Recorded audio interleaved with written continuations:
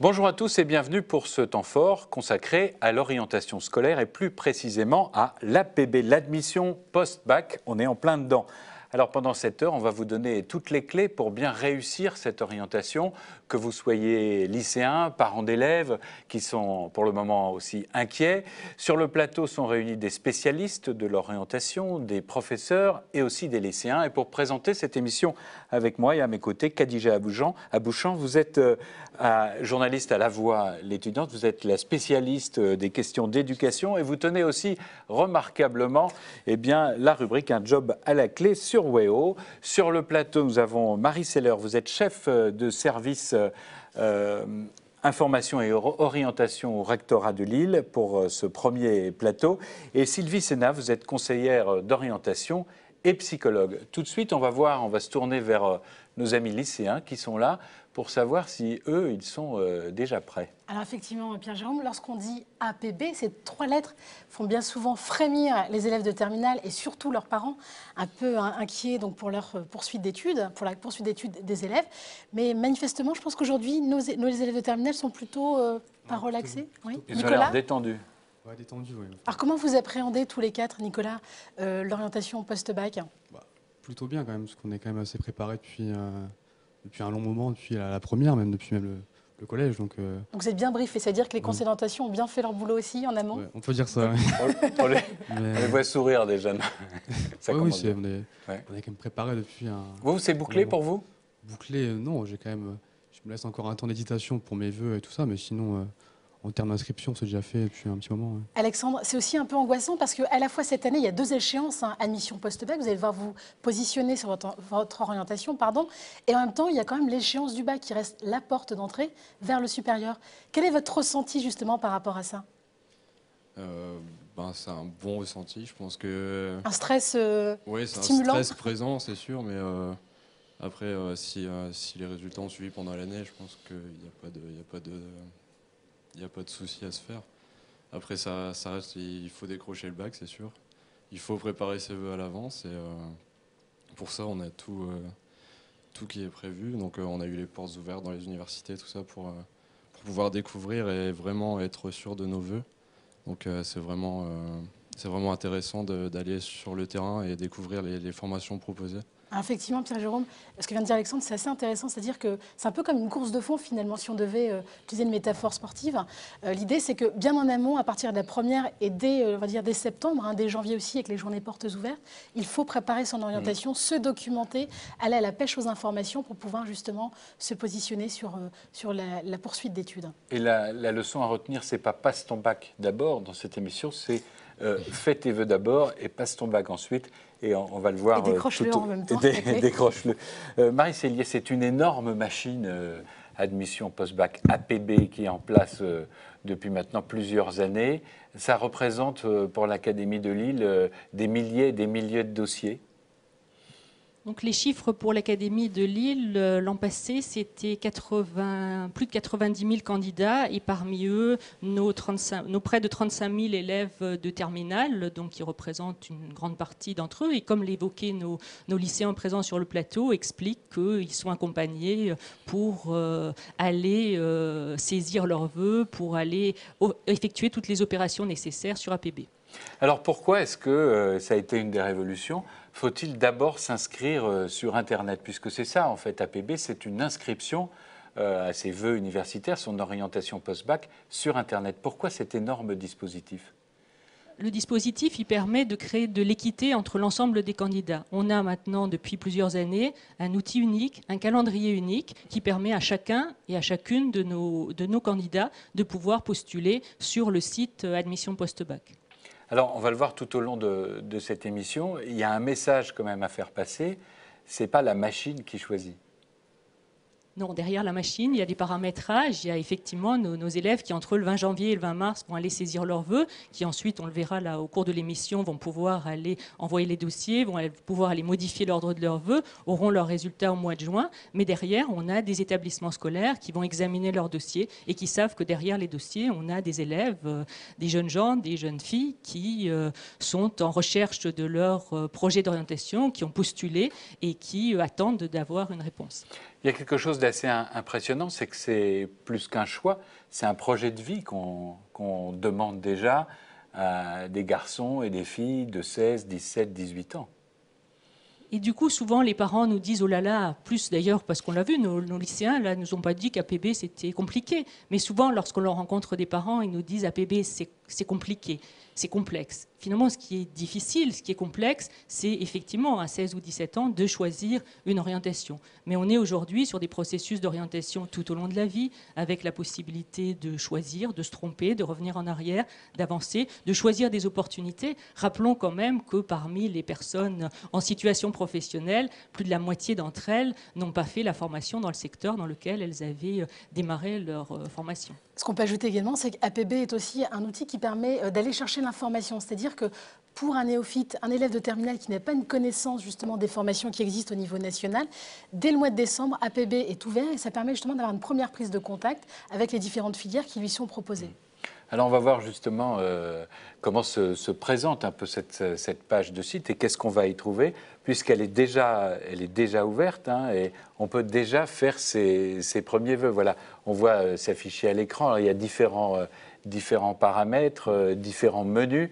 On s'y retrouve facilement. Sur APB, oui, on se retrouve facilement. Puis de toute façon, nos élèves ont l'habitude hein, de l'outil informatique, n'ont pas peur d'aller, de voyager, de cliquer. Hein. C'est pas de problème là-dessus, ils sont relativement à l'aise. Maintenant, APB, c'est un outil qui est avant tout un outil de candidature. Donc, ils l'ont très bien dit, tout le travail d'information, d'investigation au niveau des formations, il a déjà été commencé bien avant, dès la classe de première. Ils ont leurs professeurs principaux, les conseillers d'orientation psychologues, les parents qui sont là, des fois des connaissances, hein, qui les guident aussi, qui leur donnent des conseils. Je dirais qu'une fois qu'on a ces outils, qu'on est armé, APB, c'est l'outil pour dire, voilà, je termine et je pose ma candidature, mes candidatures. C'est vous le dites bien, c'est un aboutissement. Voilà, on le développera tout à l'heure dans le plateau sur l'orientation. Mais c'est vraiment, pour le moment et aujourd'hui, on est en plein dedans puisque depuis la mi-janvier, 20 janvier, 20 mars. Depuis le 20 janvier, voilà. on a toute une procédure qu'on va détailler avec... Qu'est-ce qu'on fait alors maintenant? Depuis le 20 janvier, c'est ouvert. On peut, en tant qu'élève de terminale, formuler ses choix. Tout à fait. Donc, de toute façon, le calendrier national est bien connu de tous, maintenant, on va le dire, avec très peu de modifications de calendrier d'année en année, donc des dates comme ça qui, tout de suite, font référence aux élèves. Donc, 20 janvier, 20 mars, on pose la candidature. Ensuite, on a une période de validation du vœu, c'est-à-dire qu'une candidature, pour qu'elle soit réelle, il faut qu'elle soit validée. Donc, on a la date du 2 avril, qui est aussi très, très importante. Validation du vœu, mais aussi constitution et envoi des dossiers lorsque c'est nécessaire. Donc, deuxième date importante. Bien sûr, un suivi de son dossier à faire. C'est pour ça que quand on dit c'est fait... je dirais qu'APB, c'est un processus, hein, ça sera jusqu'à la phase d'admission. Donc, un suivi de son dossier, être sûr que tout a été bien reçu, donc jusqu'au mois de mai. Parce que vous venez de souligner quelque chose, il y a des validations, et il y a des dossiers papier. Il peut vous arriver de devoir, vous remplissez un dossier par Internet, vous remplissez vos curriculum vitae, mais vous devez peut-être aussi confirmer par un dossier papier. Donc, il faut être très attentif, en fait, sur chaque vœu. Est-ce que là, je dois envoyer... mon dossier papier à l'établissement, c'est ça. Il faut être très précis, très attentif. Alors, très attentif, oui, c'est une chose. Maintenant, dans le dossier APB, tout est expliqué, tout est écrit. Donc, comme on dit, il faut lire. C'est-à-dire, ce qui est indiqué sur le dossier, le candidat n'a vraiment aucun souci à se faire. Et je dirais que la question qui est posée généralement, c'est on ne me dit pas ça. Si ce n'est pas dit, c'est que ce n'est pas nécessaire. Un dossier qui ne doit pas être envoyé, le candidat, clairement, vous n'avez pas de dossier papier envoyé. On a des candidats très inquiets qui nous demandent une confirmation. Est-ce que j'ai vraiment rien à envoyer? Oui, si c'est indiqué, vous n'avez rien à envoyer, il ne faut rien envoyer. Alors, il y a aussi beaucoup de candidatures, enfin beaucoup de dossiers qui sont dématérialisés. C'est-à-dire qu'automatiquement, il y a une transmission des notes des bulletins scolaires et la candidature se fait automatiquement. Oui, alors la dématérialisation des dossiers, ça va plus loin que les notes. C'est-à-dire que tout... Dématérialisation, ça veut dire qu'on fait tout par Internet? Tout se fait sur le dossier directement APB. Donc il n'y a aucune pièce à envoyer, tout est fait. S'il y a une lettre de motivation à saisir, elle sera saisie sur le site directement. Les notes seront récupérées automatiquement, soit par une saisie de l'élève, soit par une remontée automatique de l'établissement qui a choisi de participer à cette remontée. Tout ça, c'est quand même des choses auxquelles il faut faire très attention. Est-ce que c'est votre établissement qui envoie les notes? Est-ce que c'est vous? Enfin, il faut être, ce que je disais, il faut faire attention à toutes les nuances et chaque formation est encore spécifique, tout n'est pas unifié.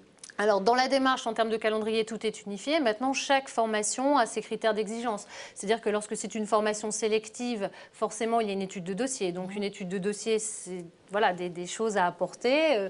Le candidat doit justifier de sa candidature. Lorsque c'est une formation qui n'est pas sélective, bien entendu, des documents ne sont pas nécessaires. Donc, chaque dossier est différent. C'est-à-dire qu'il ne faut pas, je dirais, écouter forcément un copain qui dirait « Ah ben moi, j'ai pas eu de saisie de note à faire, c'est pas normal, pourquoi j'ai pas de bulletin ?» Radio couloir, voilà. Lycée, quoi. Donc, au secours, on m'a dit que moi, j'avais un bulletin, toi, tu n'en as pas, qu'est-ce qui se passe? Pourquoi on ne me le demande pas? Si on demande une formation uniquement qui ne demande pas de bulletin, à aucun moment sur le site, il y aura un bulletin qui apparaîtra. Alors, précisons qu'en cas de question, sur admission post-bac, vous avez aussi une rubrique, une hotline, entre guillemets. Donc, il y a une rubrique nous contacter et donc les messages qui sont formulés par les candidats et ou leurs parents arrivent au service académique d'information et d'orientation et sont traités très rapidement. Et on n'a pas à se déplacer au rectorat si on ne comprend pas. Non, ça se fait là aussi. On reste dans la logique de l'outil avec tout se fait via Internet. Mais tu sais, Jérôme, ce sont des digital natives. Ils sont nés avec une souris dans la main, donc ils savent cliquer. Au rectorat.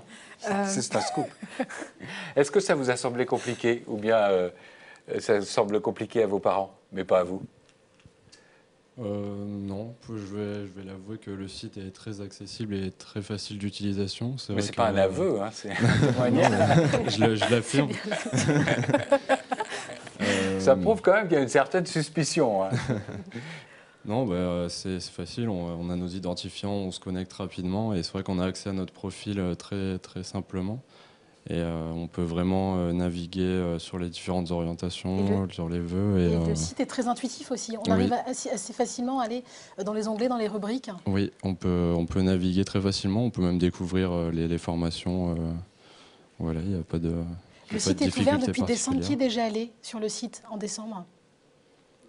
Non, vous avez entendu le 20 mars. Je suis allé en janvier. Mais... Alors on va voir maintenant, vous l'avez dit, tout n'est pas sur le site APB, notamment on a aujourd'hui les formations sociales qui ne sont pas forcément sur le site APB. Je vous propose de faire un saut à Tourcoing pour présenter différents métiers, une formation à différents métiers du social.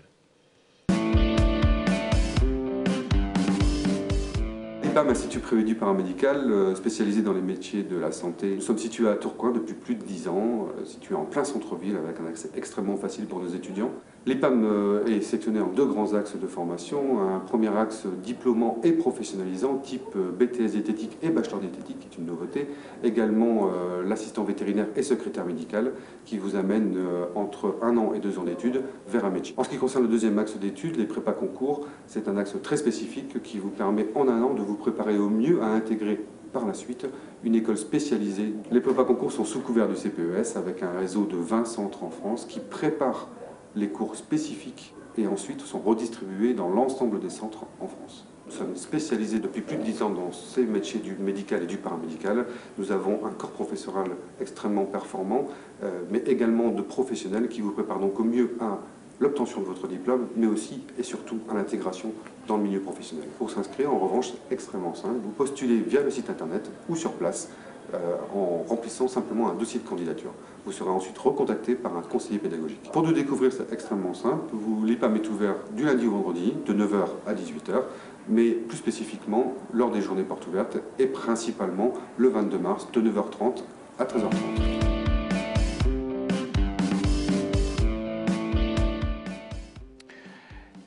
Sylvie Sénave, vous le disiez Alain, tout n'est pas sur APB. Ça veut dire qu'il faut chercher si on veut une formation. Oui, chercher si on veut une formation particulière. Maintenant, APB regroupe quasiment l'ensemble des formations post-bac. Je dirais que la règle générale, c'est de se dire qu'effectivement, des formations du secteur paramédical et social ne sont pas dans l'admission post-bac, mais ça concerne essentiellement notre académie. D'autres académies affichent des formations de ce secteur-là. Vous avez tout ce qui est prépa IEP qui ne rentre pas non plus. Pour des raisons de calendrier. Pour des raisons de calendrier. Calendrier. Mais qui travaillent et qui, je pense, l'année prochaine rentreront. Donc ça, c'est une certitude. Ensuite, vous avez certaines écoles de commerce qui ne sont pas encore affichées, certaines écoles d'ingénieurs aussi, mais la grande majorité y participe. Par contre, tout ce qui est formation hors contrat. Alors, qu'est-ce que ça veut dire une formation hors contrat? Donc, formation hors contrat, c'est une formation où il n'y a pas de contrôle de l'État sur la formation qui est donnée. Donc, le diplôme peut très bien... Pas la validation de l'État sur la qualité de l'enseignement, voilà, c'est ça? exactement. Donc, une école privée, tout simplement. Non. Pas toujours. Vous avez des écoles privées qui sont des écoles privées sous contrat. Et la majorité des écoles privées sont sous contrat, d'ailleurs. Et celles-ci sont dans l'admission post-bac. C'est vraiment, je dirais, les formations hors contrat où il n'y a pas... là, sur APB, ça n'existe pas. C'est une garantie, en fait, d'avoir des formations avec contrat? Ça permet d'avoir sur APB, l'idée au départ, lorsque le portail a été créé, c'était vraiment de pouvoir rassembler en un même endroit toutes les formations, toute l'offre de formation post-bac. Les quelques formations publiques ou privées sous contrat qui n'y sont pas pour des raisons de calendrier devraient l'intégrer. Les formations privées hors contrat, c'est vrai que c'est une garantie pour les étudiants parce que derrière, il n'y a pas de validation par l'éducation nationale, par l'État. Alors, il y a plus de 11 500 formations qui sont référencées sur APB. J'ai eu le chiffre récemment. Oui, c'est exact. Ouais, il y a effectivement un grand nombre de formations sur APB. Donc, la grande majorité, comme l'évoquait Sylvie Sénap, sont sur APB. Encore une fois, ça veut toujours dire, on ne cessera pas de le répéter pendant cette émission, ça veut dire de s'être préparé bien avant. On n'arrive pas à faire son choix le jour... Le 19 mars. Ouais, le 19 mars, il faut déjà être prêt. On va voir si elle est sans doute sur APB, une licence hacking à l'université de Maubeuge. On apprend à devenir des hackers, non pas pour pirater les services informatiques et APB, mais surtout pour apprendre la cybersécurité. Regardez, c'est à l'université de Maubeuge. Rechercher un shellcode qu'on va pouvoir mettre à la place des A. Vous pouvez toujours tendre l'oreille, vous ne comprendrez pas un traître mot de ce cours réservé à une élite, celle de l'informatique. Cette vingtaine d'étudiants est en licence de hacking éthique, la seule en Europe. Une licence pour apprendre à être un pirate informatique, pour mieux lutter justement contre la piraterie qui gangrène de plus en plus les ordinateurs de nos entreprises. Le plus dangereux, c'est qu'il y a des groupes qui se forment et qui attaquent des entreprises, qui attaquent un pays. Mais des groupes mafieux? Des groupes mafieux. On peut parler de mafia? Bien sûr. Ils récupèrent par exemple un accès à un PC, ils cryptent tout et ils nous demandent une rançon pour décrypter. Et seulement 10% des entreprises en France sont bien protégées contre le hacking. Franck Ebel, le responsable de la licence, nous emmène dans cette société qui lutte contre le piratage. Ici justement, 2 étudiants de la licence sont en stage et ils nous montrent que pirater un réseau est un jeu d'enfant. Là par exemple, on avait tout simplement une chaîne de production qui était accessible ouvertement sur internet avec des mots de passe par défaut qui sont trouvables en 5 minutes de recherche Google. Ça peut avoir des conséquences très graves sur une chaîne de production, là par exemple avec des fours. Autrement dit, un scénario catastrophe. Retour en cours à l'université de Maubeuge. Ces étudiants ont tous fait pour la plupart un BTS ou un DUT informatique avant cette licence. Ils veulent travailler pour la sécurité des entreprises, conscients qu'il s'agit là d'un enjeu majeur. C'est vrai qu'on nous donne des compétences qui effectivement sont relativement uniques. Parce que l'informatique étant partout, la sécurité des données, la sécurité, toute la sécurité autour, c'est vraiment important. En attendant, ces futurs hackers éthiques sont fichés par la direction centrale du renseignement, au cas où l'un d'eux aurait l'idée un jour de devenir un vrai pirate. Voilà, dans cette deuxième partie de cette émission consacrée à l'admission post-bac, on va parler de tout ce qui se passe en amont du choix de l'orientation scolaire. Sur le plateau, nous a rejoint une spécialiste de l'orientation, Agnès Cordonnier. Vous êtes conseillère d'orientation et psychologue au CIO de Tourcoing. CIO, première abréviation, ça veut dire ? Centre d'information et d'orientation. Tout de suite, on va se tourner vers nos lycéens pour savoir depuis combien de temps ils préparent leur orientation. Alors, Anthony et Maxence, vous êtes tous les deux élèves de terminale. Comment vous avez préparé justement votre orientation? Parce que tout à l'heure, on l'évoquait, il y a plus de 11 000 formations qui sont référencées dans APB. C'est difficile de faire son choix. Vous, comment vous êtes préparé? Alors tout d'abord, depuis la 3e, on s'est un petit peu orienté pour savoir déjà si on est allé dans un lycée public, enfin plutôt spécialiste ou général. Et après, choisir plutôt la formation avec par exemple, les conseillers d'orientation et notamment grâce aux portes ouvertes, les centres de l'étudiant, la nuit d'orientation aussi qui s'est passée dernièrement. Et ça nous a permis de nous orienter à l'aide de professionnels ou directement de professeurs qui venaient même aussi intervenir directement dans les lycées pour promouvoir leur formation. C'est vrai que c'était très intéressant et je trouvais que cette année, on a été très bien orientés pour vraiment pas se tromper et en quelque sorte perdre une année. Vous avez commencé tôt? Oui, assez tôt. Enfin, Est-ce que dès la 3e, vous aviez une idée de ce que vous vouliez faire? Non, pas du tout. Non. Non. À partir de quel moment ça s'élabore? En seconde. Enfin, moi en seconde, personnellement. Après, sur vos intuitions ou bien sur les conseils des uns, des autres, comment vous avez fait ce cheminement? Non, moi-même. J'arrivais pas à m'aider avec les autres. Alors c'est vrai qu'il existe plusieurs outils. Les conseils d'orientation psychologues sont là aussi. On parlait des salons d'étudiants. Mais ce qu'il faut savoir, c'est qu'il y a aussi ce qu'on appelle des stages découvertes. Donc dès la 3e, on peut effectuer un stage. Et si même on n'a pas une convention, la Chambre de commerce propose justement une prise en charge pour un stage de moins d'une semaine. Donc ça aussi, c'est une possibilité. Pour découvrir les métiers. Agnès Cordonnier, il faut commencer quand à y penser à son avenir? À la maternelle? En se rasant? Non, je pense que déjà au collège, effectivement, on commence à préparer l'orientation. Je pense qu'au lycée, en seconde, déjà avec le choix de la série du baccalauréat, en fin de seconde, même pour certains, on prévoit ce qu'on va faire après le bac. Donc c'est aussi la fin de la 3e, la fin de la classe de 3e est toujours une date clé, en fait, puisqu'on va s'orienter un petit peu, on se ferme déjà des portes. Après la 3e, certains élèves vont prendre une orientation vers la voie professionnelle et d'autres vers le lycée d'enseignement général et technologique. Au CIO de Tourcoing, qu'est-ce qui vient vous voir? Les collégiens, les lycéens, terminale, seconde, première, la majorité? Alors, quand on travaille dans un CIO, donc moi je dépends effectivement du CIO de Tourcoing, c'est un service public, on accueille tout public, donc aussi bien des lycéens, des collégiens, des étudiants ou des parents aussi, des adultes, des parents. On intervient également dans les lycées et les collèges publics de la zone géographique qui dépend du CIO. Donc au CIO, on a beaucoup d'élèves et de parents des lycées et collèges privés. Mettez bien le micro devant votre bouche, voilà. Donc effectivement, des gens, mais des plutôt jeunes, 3e, seconde, enfin la masse qui vient vous voir, on s'inquiète vraiment à quel âge? Plutôt lycéens. C'est au lycée que ça commence à devenir... Et quelles sont les questions? Est-ce qu'en général, les lycéens en première ont déjà une vague idée ou alors c'est la totale inconnue, ils sont vraiment là à quête d'informations et de se dire comment je vais trouver mon fameux projet professionnel? Ça dépend. Alors, c'est vrai que ceux que l'on rencontre, ceux qui prennent rendez-vous, souvent ce sont pour des questions précises, d'autres parce qu'ils n'ont pas du tout d'idée. On travaille avec eux, dans ce cas-là, sur leur projet. Les vocations existent toujours, rassurez-nous. Oui. C'est l'exception, celui qui arrive et qui dit moi je sais, je veux faire ça et c'est ça, j'ai 15 ans. Et... Non, ce n'est pas l'exception. Par contre, je tiendrais quand même à préciser que quand on parle de s'informer, c'est important effectivement de s'informer sur des choses qu'on veut faire et qu'on connaît.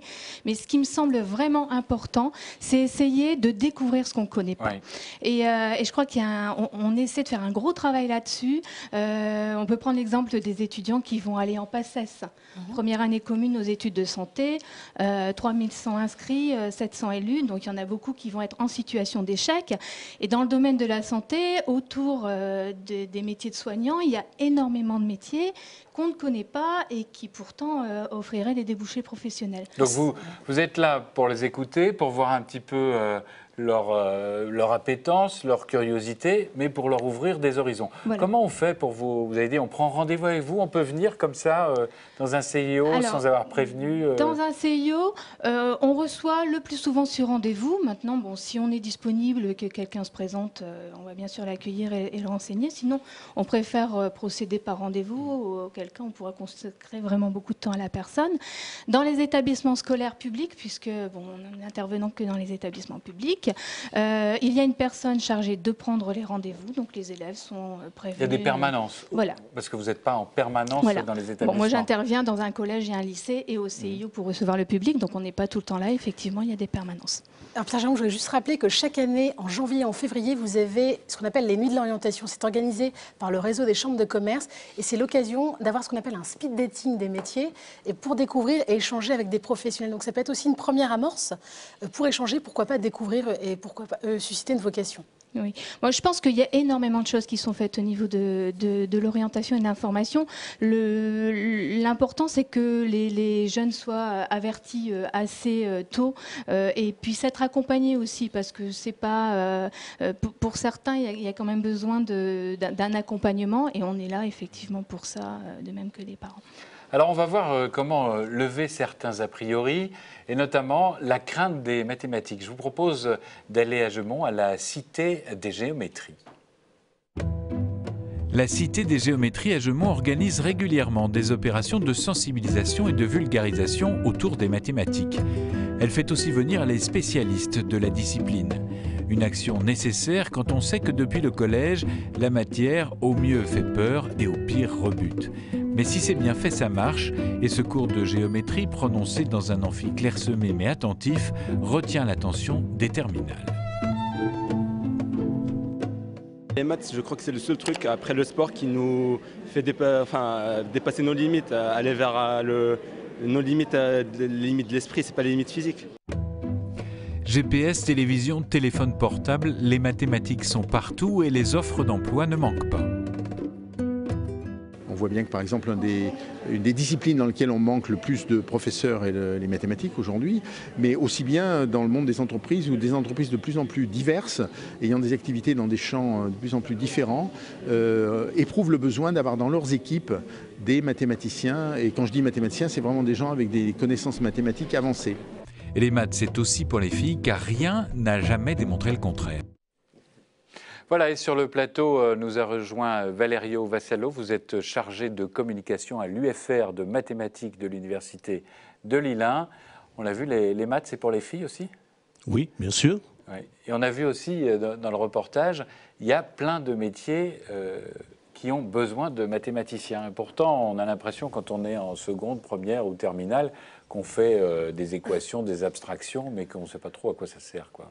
Oui, peut-être on ne le dit jamais assez, mais effectivement, il y a plein de débouchés en mathématiques.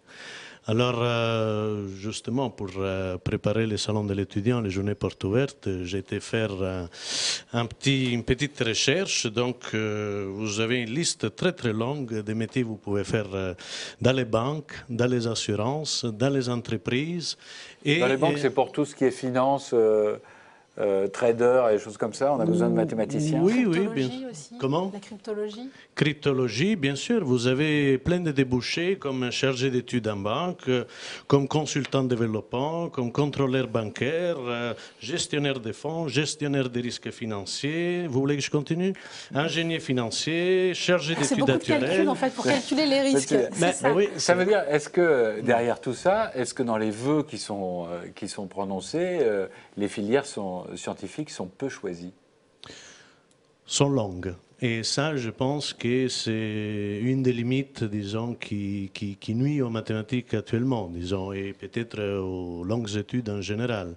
C'est vrai que souvent, les études en chimie ou en sciences de la vie sont très prisées des étudiants, des élèves de terminale S. Et souvent, on dit que les sciences dites dures, hein, comme les mathématiques ou la physique, il y a un peu une réticence. Il y avait une désaffection aussi à un moment. Est-ce que ça se vérifie toujours ou est-ce qu'au contraire, il y a un regain pour les mathématiques? Non, ça c'est complètement faux. Moi, je vais régulièrement dans les classes, dans les collèges, les lycées, pour faire des ateliers. Et après 2 heures de mathématiques, les étudiants ils nous demandent, à moi et mes collègues, quand que vous revenez la prochaine fois. Donc ce n'est pas vrai. Cette désaffection, c'est un bruit qui a couru. Il y a eu des colloques, ça fait parler. Mais on manque de scientifiques quand même. On manque les entreprises se plaignent de ne pas avoir de gens formés au métier des sciences, parce qu'à un moment ou à un autre, les maths ont rebuté. Oui, ça continue. D'ailleurs, je suis très étonné qu'on ne parle pas de formation continue dans tous les gouvernements, de droite, de gauche. On fait très peu la publicité parce que pour que les jeunes puissent choisir, il faut des enseignants motivés. Pour avoir des enseignants motivés, il faut des enseignants bien formés. Donc, il faut faire la formation continue des professeurs. Est-ce que ça vous a fait peur, les maths, ou est-ce que ça continue à vous faire peur? Ça continue à me faire peur. Valerio, vous avez... Oui, ça fait plaisir de dire toujours ça à tout le monde. Bon, c'est les fantasmes qui continuent. Est-ce que les filles sont plus fortes en maths que les garçons? Est-ce que les mathématiques ont un genre? Ou pas du tout? J'ai encore tout faux? Non, c'est complètement faux. Vous venez à l'UFR des mathématiques, actuellement, on a beaucoup d'enseignants-chercheurs qui sont femmes. Le problème, c'est mal placé. Le problème, c'est l'organisation de la carrière. Donc, ces différences entre hommes et femmes qui continuent dans des sociétés machistes, laissez-moi un homme dire ça, et par conséquent, puisqu'il faut faire des sacrifices, vous savez, moi j'ai eu un poste à l'université à 32 ans, une chose c'est un homme qui a un poste à l'université à 30-32 ans, une femme c'est différent, parce que c'est la femme qui fait des enfants. Donc, il faut revoir la... Il y a tous les enjeux de famille qui sont derrière. Tout à fait. Alors, le message, c'est n'hésitez pas à choisir des filières de sciences et de maths, vous trouverez du travail. Vous avez une réaction là-dessus? Moi, je ne pars pas du tout dans les maths, donc vous avez déjà une idée. C'est ça, donc il y a du travail derrière. Il y a du travail, si vous prenez les fameuses statistiques, c'est les taux de chômage, c'est les plus bas quand vous avez un master en maths physique, c'est 3%. Donc, par contre, et les seuls qui font concurrence, c'est les Bac plus 2 santé, c'est-à-dire tout ce qui est lié au métier de la santé, infirmière, etc. Mais c'est les taux de chômage parmi les plus bas. Donc, qui suit un master de mathématiques trouve presque à 100% du travail, que ce soit dans l'entreprise, que ce soit dans l'enseignement aussi, parce qu'il ne faut pas oublier qu'on peut devenir enseignant aussi. Oui, on a entendu dans le sujet qu'on manquait de professeurs de mathématiques. Sylvie Sénave, est-ce qu'au moment des choix d'orientation, est-ce que, plus que l'appétence du candidat ou sa curiosité pour un métier, il y a déjà le choix d'une carrière, là il y a du travail ou pas? Alors c'est forcément une question qui se pose, c'est-à-dire que ce serait très rassurant de se dire voilà, en choisissant telle ou telle formation, tel cursus, je vais être sûr et certain de trouver du travail derrière. Ce serait quelque chose de très facile, c'est une prescription, fais telle formation, tu auras du travail. Maintenant, je dirais que rentrent en compte d'autres paramètres, forcément, c'est-à-dire que le choix de l'élève, la façon dont il va mener ses études, la façon dont il va essayer de se projeter après dans une vie d'adulte, les priorités qu'il se donnera, plein de choses rentrent en compte. Et aujourd'hui, c'est vrai que malheureusement, il y a plein d'incertitudes. Le monde change, les volontés changent, et on n'est pas là pour dire, enfin nous en tout cas en tant que conseiller d'orientation psychologue, et je ne me permettrai jamais de dire ça, fais telle formation, je te garantis qu'à la fin tu auras du travail. Maintenant, il y a certes des secteurs d'activité où on sait que derrière il y a de la demande à ce jour. Il y a des choses où l'insertion professionnelle sera plus facile parce que ce qui est rare est cher, donc peu d'élèves, peu d'élus, du travail derrière. Mais en même temps, c'est difficile de se projeter à 5 ans. C'est très difficile de se projeter à 5 ans. Parce que les besoins de marché sont peut-être aussi Exactement. différents. Donc c'est pour ça qu'il n'y a pas de règles communes en disant voilà, maintenant on fait des études de marché, je dirais que plein de personnes en fait viennent, s'occupent de ça, regardent un peu les évolutions, les attentes, font des projections sur 5 ans en termes d'emploi. Ce sont aussi des critères qui peuvent être pris en compte, bien entendu. Alors dans cette troisième partie qui arrive, on va voir pourquoi il faut être ambitieux dans son choix APB et pourquoi aussi il faut choisir ce dont on a envie. Tout de suite, je vous propose un reportage sur le programme PAY qui commence dès la première pour former de jeunes lycéens qui n'y penseraient pas forcément à se préparer au concours de sciences politiques. Sciences Po Lille propose depuis 2007 le PAY, le programme d'études intégrées. Il a pour objectif de préparer les élèves méritants de conditions modestes au concours d'entrée aux instituts d'études politiques. À l'issue de la journée de présentation des programmes, les élèves sont convaincus et motivés. Il faut avoir beaucoup de motivation et puis pas se laisser décourager par le travail et par l'exigence que demande ce concours. C'est motivant que les profs ils soient derrière nous et qu'ils nous montrent tous les vraiment tous les documents qu'on peut consulter. C'est vraiment intéressant. Les méthodes, on ne pensait pas que c'était aussi lourd en fait, donc faut bosser quoi. Ça me paraît comme indispensable en fait le programme Paye pour multiplier mes chances d'entrer à Sciences Po. Donc bon, ce sera quelques sacrifices pour cette année et puis je vais essayer de travailler comme il faut pour y arriver, on verra en fait. Pour chaque élève, des devoirs par correspondance, un étudiant tuteur de Sciences Po Lille et un professeur référent de son établissement. S'engager dans le PEI, c'est s'engager dans un parcours de réussite. À peu près entre 20 et 25% vont réussir le concours et vont entrer à Sciences Po, en rappelant qu'ils passent le concours normal d'entrée.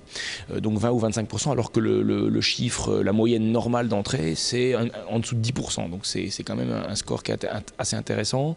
Pour le reste, à peu près 50% vont l'année prochaine aller en classe préparatoire aux grandes écoles, donc en Hippocagne ou en préparation HEC. Et puis 90% à peu près ont le bac avec mention. Le programme est accessible de la 3e à la terminale. La sélection s'effectue en fonction des critères sociaux, scolaires et évidemment de la motivation du candidat. Voilà, et depuis la diffusion de ce reportage, les statistiques ont augmenté. C'est 30% d'admission au concours de sciences politiques, au concours commun pour ceux qui ont suivi cette formation, et 100% de mention au bac. Donc cette formation, vous l'avez compris, il faut travailler, il faut être motivé, mais elle vous assure quand même un bel avenir. Sur le plateau, nous en rejoint Martine Pavot. Vous êtes directrice générale adjointe en charge de l'éducation et de la jeunesse au Conseil régional. Et puis alors, on va rentrer avec vous, Jean-Marie Trapani. Vous êtes proviseur au lycée Baggio. C'est vous qui êtes en partie derrière la machine et qui faites votre choix. Première chose sur ces parcours de réussite, je voulais vous demander, il faut oser ce qu'on veut, quoi. Je pense que c'est la règle d'admission post-bac. C'est-à-dire que ce n'est pas la machine qui décide, effectivement. Monsieur Trapani va faire le choix de ses élèves avec ses équipes éducatives sans aucun souci, mais avant tout, c'est l'élève qui choisit. C'est l'élève qui va classer ses vœux, c'est l'élève qui va formuler sa demande. Et ça, il faut savoir que l'établissement scolaire ne sait pas du tout la priorité de l'élève. C'est-à-dire que l'établissement voit arriver une candidature, il ne sait pas si c'est un premier vœu, un deuxième vœu, un troisième vœu, un 12e vœu, un 36e vœu, puisqu'ils peuvent en faire jusqu'à 36. Donc l'établissement a une candidature, il la prend en tant que telle et il l'analyse en fonction des éléments dont il a besoin, sans tenir compte de la priorité de l'élève. Donc vous dites on peut faire 36 vœux, c'est énorme. Alors on a 12 filières 36 vœux possibles au total, avec un maximum de 12 vœux par grand type de formation. Donc quand on dit grand type de formation, type licence, BTS, DUT, classe prépa... Il faut s'accrocher quand même. Voilà. Bon, maintenant, voilà, c'est ça. En moyenne, on est à entre 3 et 4 vœux par élève. Donc les lycéens ne vont pas au bout de tous leurs choix. Ne vont pas. Alors, ils peuvent les formuler, hein. Ouais. Après, ça, il n'y a pas de souci. Maintenant, un élève qui souhaiterait une formation non sélective de licence, en étant sûr et certain, en ayant travaillé son projet depuis la 3e, un seul vœu suffit sur admission post-bac. Donc, et la majorité, ils ont déjà bien arrêté leur... Ils l'ont dit. Hein. Ouais. Ce n'est pas la quantité des vœux, bien sûr. Voilà, la qualité. Alors, pour ce parcours de réussite qu'on vient d'évoquer, vous êtes aussi sur le fait que ce n'est pas un choix dans un moment, mais tout au long de la vie, et qu'il faut réfléchir pas uniquement au post-bac.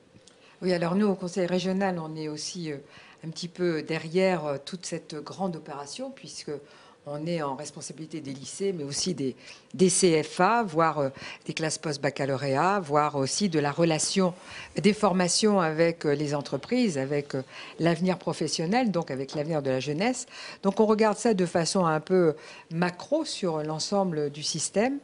Et c'est vrai que notre priorité, c'est de regarder les parcours de la jeunesse dans une dimension tout au long de la vie, donc les jeunes et les moins jeunes, et de regarder aussi cette grande évolution qui permet aux jeunes de faire des parcours avec plusieurs voies, hein, via bien entendu la voie classique, académique, hein, le lycée, l'université, les BTS, les classes préparatoires, via l'apprentissage avec des beaux parcours hein, qui quelquefois démarrent au CAP et vont jusqu'au master, avec des allers-retours aussi.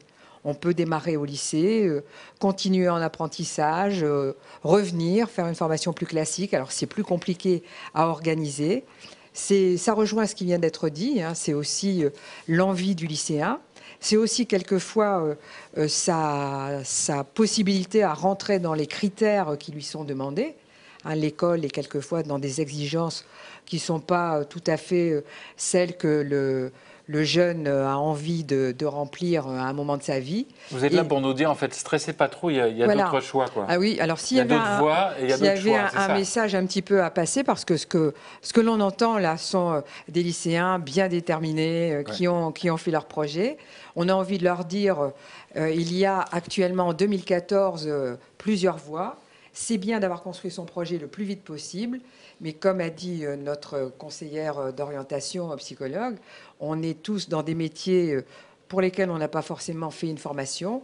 Je le disais aussi en aparté, maintenant, nous, on recrute, quand je dis nous, on va dire dans les administrations, les entreprises, souvent on regarde Bac+3, Bac+5. On ne dit pas forcément la spécialité, et à tout moment, je crois, il y a des différents moyens pour trouver sa voie et sa réussite. Alors, ce qu'on peut dire aussi, c'est qu'également, la formation, contrairement à avant, et une carrière, ça n'est plus tubulaire, finalement. On peut très bien s'arrêter après un Bac+2 et reprendre quelques années après, grâce à différents dispositifs, et notamment la formation tout au long de la vie. Ça, avant les années 2000, on avait beaucoup moins de facilité.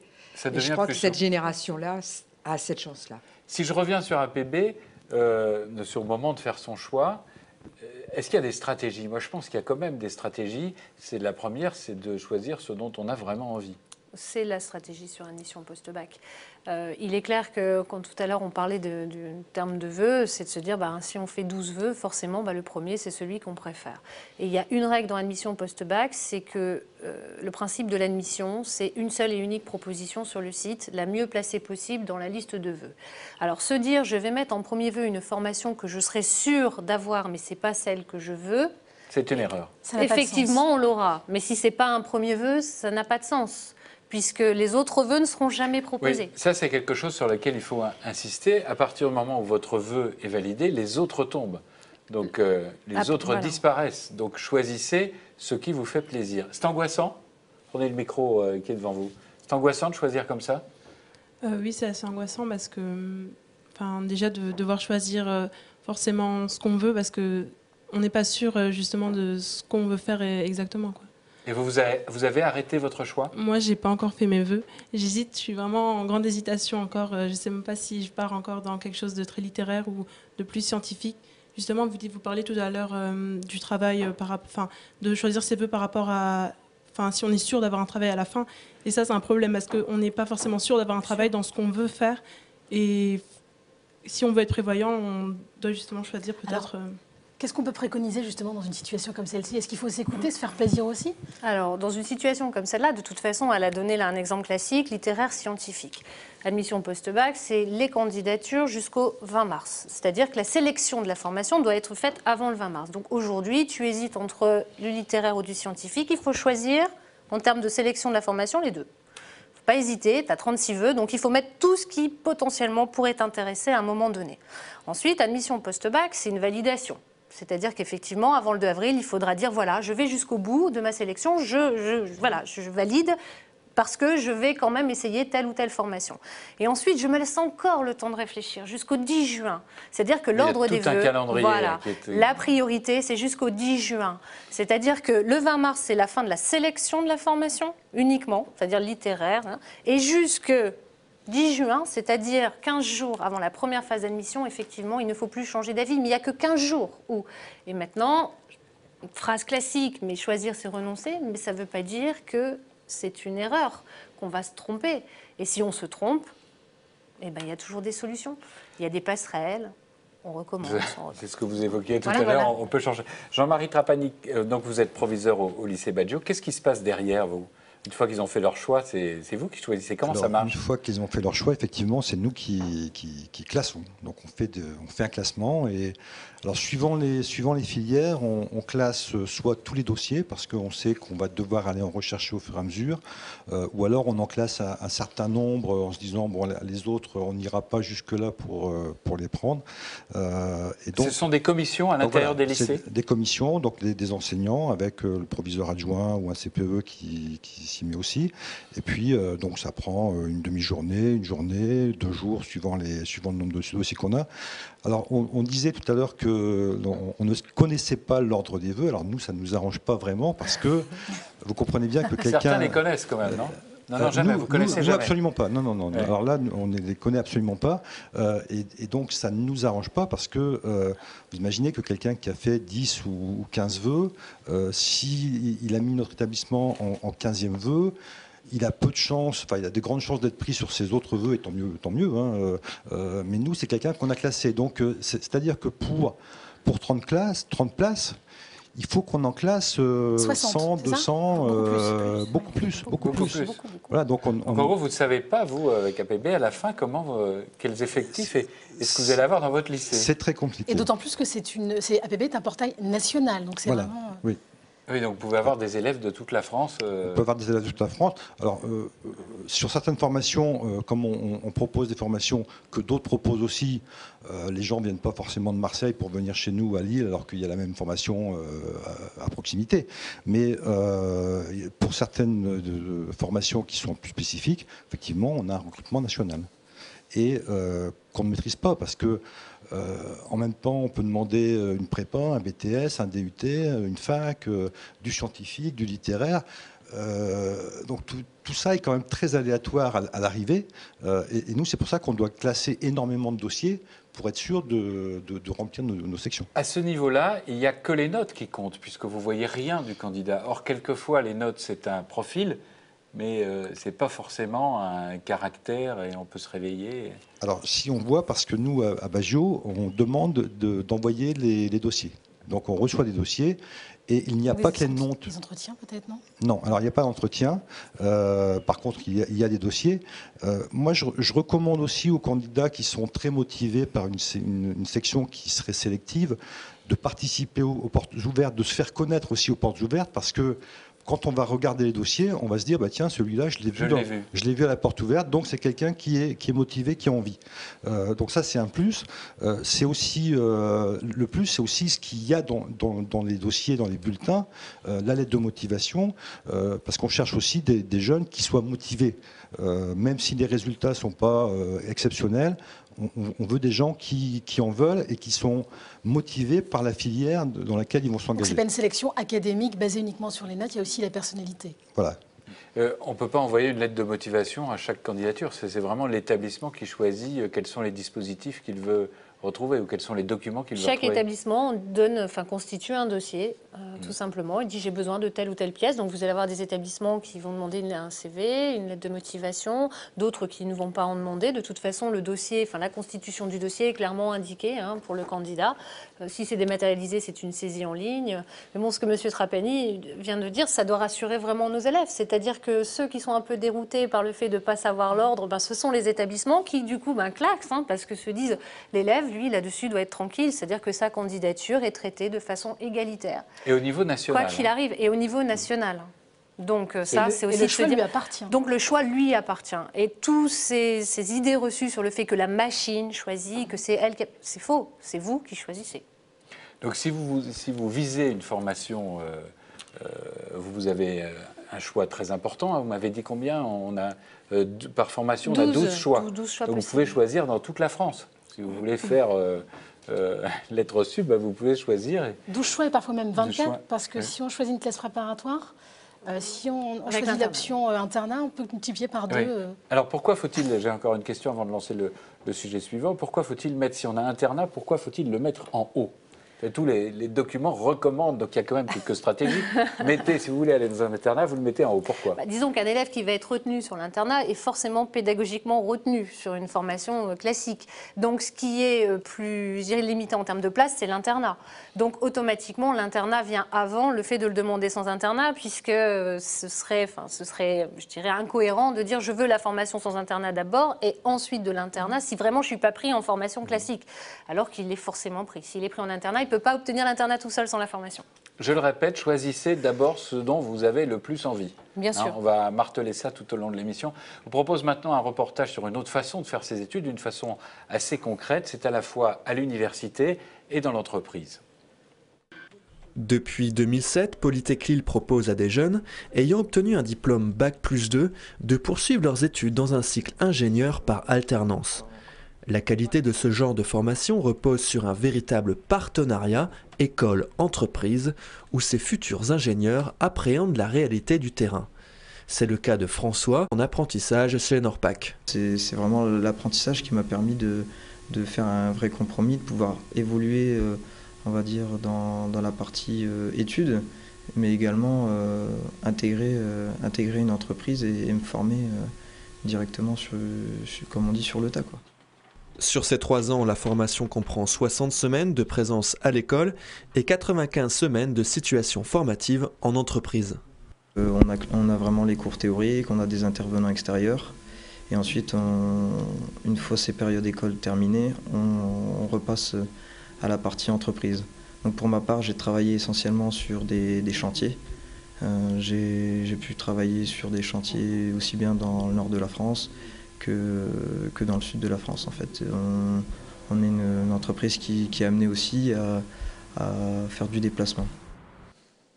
Martine Pavot, voilà l'alternance, les études par alternance ou par apprentissage, c'est aussi, on voit le côté extrêmement concret et même financièrement, quelquefois les élèves sont dédommagés et c'est aussi un point fort du conseil régional. Oui, donc l'apprentissage notamment, qui est une voie de formation initiale, il faut souvent le dire, au même titre que la voie scolaire, est une voie qui convient aux jeunes qui sont prêts à partager leur temps entre l'entreprise et le centre de formation. Alors effectivement, il y a la partie théorique qui est faite avec les professeurs et puis la partie pratique qui est faite dans l'entreprise. C'est une vie particulière, on passe sa vie en alternance, ça veut dire qu'on est salarié puisqu'il y a un contrat de travail dans la partie alternance et en même temps on est élève, apprenti avec ses professeurs. Donc on a une rétribution quand on est apprenti en fonction de l'âge qu'on a et c'est une entrée en direct dans la vie active avec une exigence forte parce que se lever pour aller dans l'entreprise et puis néanmoins retourner à l'école et passer son examen dans les mêmes conditions que ceux qui sont à l'école toute la semaine ou tout le mois, c'est effectivement une voie de formation qui a une vraie caractéristique. Et c'est une voie d'excellence puisque pendant de nombreuses années, l'alternance a mauvaise presse parce qu'elle est associée à des diplômes peu qualifiants comme le CAP et le BEP. Aujourd'hui, on se rend compte, et notamment dans la région, que du baccalauréat jusqu'au diplôme d'ingénieur, on peut se former par le biais de l'alternance. Oui, ça se développe d'ailleurs beaucoup plus vite dans le supérieur que à d'autres niveaux. Et une des caractéristiques, c'est que dans le supérieur, par apprentissage, on a des taux de réussite de près de 90%. C'est pas uniquement réservé au bac professionnel, alors ce dispositif. Oui. Ah non, du tout. C'est l'apprentissage donc au niveau des formations post-baccalauréat est ouverte à tout le monde. Maintenant, comme l'expliquait Madame Pavot, on est vraiment dans un mode de fonctionnement différent, avec des attentes qui sont différentes en termes de formation, avec une richesse très importante puisqu'on est plongé au niveau de l'entreprise. Donc c'est à la fois savoir jouer sur l'école et savoir aussi s'adapter au monde directement de l'entreprise. Et autre avantage de taille, comme on va peut-être être amené à travailler jusqu'à l'âge de 67 ans, on commence à cotiser pour la retraite. C'est un avantage annexe. Merci de me faire perdre mes idées.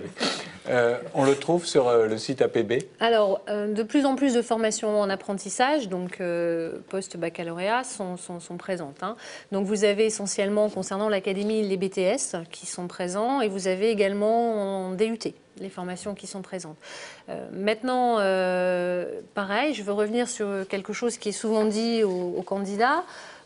Si vous mettez l'apprentissage, vous le mettez à la fin parce que ce n'est pas la même chose sur APB. Non. L'apprentissage, c'est une formation. Si c'est ce qu'on préfère, on le met en vœu 1. D'accord ? Pourquoi on a un discours comme ça ? Parce que ce qui fait foi pour l'apprentissage, avant toute chose, c'est effectivement obtenir le centre de formation, mais on obtient le centre de formation aussi si on a un contrat de travail. Donc c'est vrai que là, le candidat se dit « mais moi, je n'ai pas de contrat de travail », on est en delà on n'est pas dans le cadre des signatures de contrats, qui sont bien déterminées dans des dates bien précises. Maintenant, sur le site admission post-bac, il n'y aura pas de proposition d'admission ferme en apprentissage. En revanche, le candidat a une information qui est de lui dire « tu es retenu sous réserve de trouver un contrat de travail ». Donc le candidat qui en premier vœu a mis l'apprentissage aura cette information-là. Et il pourra très bien avoir une proposition d'admission dans une formation 100% école. Donc, mais ça fait tomber ses autres vœux, le fait que ce soit suspendu ? Parce que ça peut angoisser, ça. Non, alors justement, puisqu'il n'a pas de proposition d'admission. Il a retenu sous réserve de contrat. Donc, il y a une option. Voilà. Il a une option qui ne fait pas disparaître les autres. Exactement. Enfin, le vœu sur lequel il a eu une proposition d'admission ferme. Donc, par exemple, le même BTS au lycée. Donc, cette possibilité-là, il peut la conserver jusqu'au 1er septembre. Inversement des autres élèves qui, à un moment donné, sont obligés de répondre oui définitif à une formation, à la dernière phase d'admission qui est le 14 juillet. Pour ceux qui auraient eu retenu sous réserve de contrat sur l'apprentissage, jusqu'au 1er septembre, ils peuvent dire à un établissement « J'accepte votre proposition en formation classique, mais je suis encore en attente éventuellement de trouver un contrat. » Et c'est même aussi un filet de sécurité puisqu'on n'est jamais assuré d'avoir une entreprise jusqu'à fin septembre. Et aussi, ça permet de garder et de conserver sa place en formation initiale. Exactement. Qu'est-ce qui se passe si je n'étais retenu nulle part? Alors, qu'est-ce qui se passe si on est retenu nulle part? On a ce qu'on appelle une procédure complémentaire qui ouvre à partir du 5 juillet, donc qui permet aux candidats qui n'ont pas de solution d'admission de pouvoir repostuler sur les formations qui disposent de places vacantes. Mais on ne peut pas repostuler sur les mêmes formations? Alors, on ne peut pas repostuler, c'est des formations sur lesquelles on a été refusé. C'est-à-dire qu'une candidature qui est refusée, c'est... Voilà, on ne peut pas aller supplier Jean-Marie Trapani de nous prendre dans son lycée. Par contre, parce que vous parliez d'apprentissage et de formation initiale sous statut scolaire, nous, ce qu'on fait régulièrement dans notre établissement, c'est on surbook. C'est-à-dire quelqu'un qui veut un contrat d'apprentissage mais qui n'a pas trouvé son entreprise, on l'inscrit. Donc, en deuxième vœu, généralement, il a demandé la formation initiale statut scolaire. Donc, on l'inscrit en statut scolaire et on le bascule, dès qu'il a trouvé son entreprise, on le bascule sur sa formation en apprentissage. Ce qui libère une place aussi pour quelqu'un d'autre. En cours d'année, c'est possible? Alors, jusqu'à la signature, nous, on va jusqu'à fin octobre, jusqu'au 15 octobre, en gros. Donc, on est d'abord au lycée, voilà, dans une situation tout à fait normale, et puis on trouve un contrat, et hop, on part vers l'apprentissage. Voilà. Parce que c'est effectivement la vraie difficulté est là, c'est de trouver l'entreprise, surtout maintenant. Pour conclure, je pense qu'il nous reste quelques minutes. Est-ce que vous pouvez nous rappeler les dates à ne pas rater pour très rapidement, donc 2 avril? Donc le 2 avril, la date limite de validation du vœu, pour que ce soit réellement une candidature. Surtout ne pas oublier, il ne suffit pas de sélectionner, il faut valider. Actuellement, il y a encore des formations qu'on ne peut pas valider. Pourquoi? Parce qu'il manque des éléments, il manque des bulletins scolaires du 2e trimestre qui peuvent être demandés. Donc les candidats se disent tout de suite, je veux valider, je veux, mais s'il manque des choses, la validation des fois n'est pas possible. Rassurez-vous, jusqu'au 2 avril, il n'y aura pas de souci. Par contre, une chose, le 2 avril, ne saturez pas le site. Ah oui. C'est-à-dire que c'est pas comme les impôts, voilà, vous le faites à 23h50. Voilà. Donc pour ceux qui auraient validé bien avant, ça ne sert à rien de retourner le 2 pour vérifier parce que vous avez toujours des retardataires, les gens qui paient leurs impôts à la dernière minute, et qui du coup vont se retrouver bloqués et ne pourront rien faire. Donc le 2 avril, vraiment une date à retenir. Ensuite, je dirais qu'il va falloir aussi consulter son dossier régulièrement. Surtout, poursuivre, c'est ce que vous avez expliqué. Entre le 6 juin et le 6 mai et le 9 mai, vérifier que tous les dossiers soient bien complets. Alors, pourquoi je dis ça? Parce que la date limite d'envoi, c'est le 2 avril. Donc 2 avril, on se dit, voilà, on compte 3 jours pour la réception et on se dit, mon Dieu, je ne suis pas informé que l'établissement a bien reçu. Les établissements peuvent vous informer beaucoup plus tard. Donc, il faut s'inquiéter début mai s'il n'y a rien. OK. Voilà. Déjà, on a le premier timing. Juste un mot, Antonin. Demain, je suis étudiant où? Demain? Oui, après le bac. À vrai dire, je suis un peu dans le même cas que Susanna. J'hésite encore entre une formation plus généraliste qui pourrait m'offrir un peu plus de sécurité ou quelque chose de plus scientifique, justement. J'espère que cette émission t'aura aidé à choisir. Merci à tous d'y avoir participé. Merci à Khadija et à toute l'équipe technique en régie qui nous ont permis de la réaliser. À bientôt.